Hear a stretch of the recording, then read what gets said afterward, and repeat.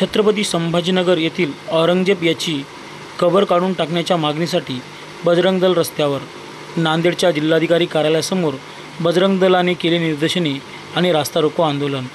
औरंगजेब यांच्या कबरीवरून सध्या राजकीय वातावरण मोठ्या प्रमाणात तापलेलं आहे।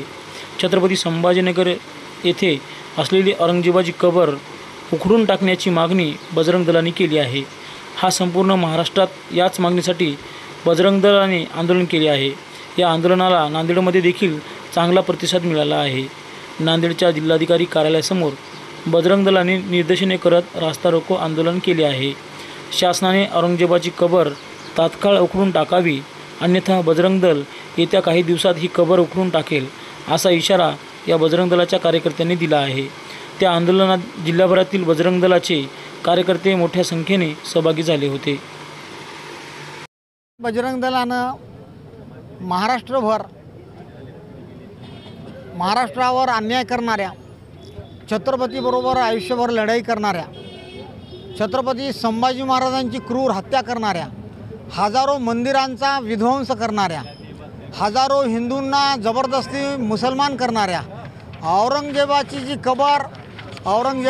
कबर आहे संभाजीनगरजवळ, त्या खुलताबादच्या कबरीच्या विरोधामध्ये जाऊन ती कबर आम्हाला अपमानासारखी वाटते।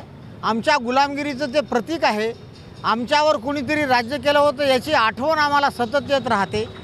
अयोध्येच्या रामजन्मभूमीचा प्रश्न जसा होता, जसा काशीच्या विश्वनाथ मंदिराचा प्रश्न आहे, जसा मथुरेच्या कृष्ण मंदिराचा आणि वाराणसीच्या विश्वनाथाचा प्रश्न आहे, आणि देशातल्या 30,000 मंदिरांचा जो प्रश्न आहे, या औरंगजेबाच्या क्रूर कृत्यामुळं अनेक मंदिरांच्या मशिदी झाल्या आणि त्याची कबर म्हणजे हिंदू समाजावर अत्यंत मोठ्या प्रमाणात अत्याचार करणारा तो मुघल शासक, त्याची कबर भारताच्या भूमीवर असता कामा नये। ते हिंदू समाजाचा अपमान आहे।